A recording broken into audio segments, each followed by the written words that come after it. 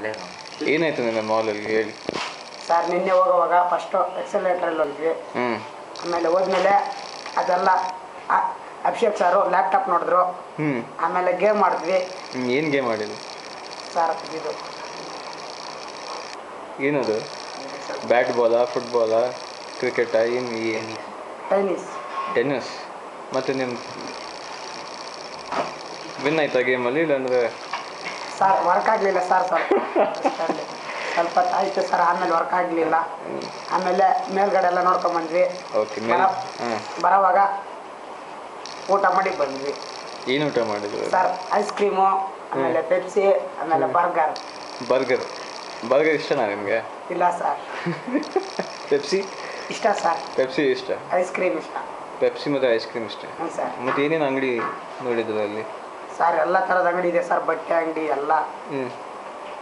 Theatre ನೋಡಿದ್ರು ಅಲ್ಲಿ? ಹ್ಞೂ ಸರ್. ಥಿಯೇಟರಲ್ಲಿ ಏನಾಯ್ತು? ಫಿಲ್ಮ್ ನೋಡಿದ್ರ ಅಲ್ಲಿ? ಇಲ್ಲ ಸರ್.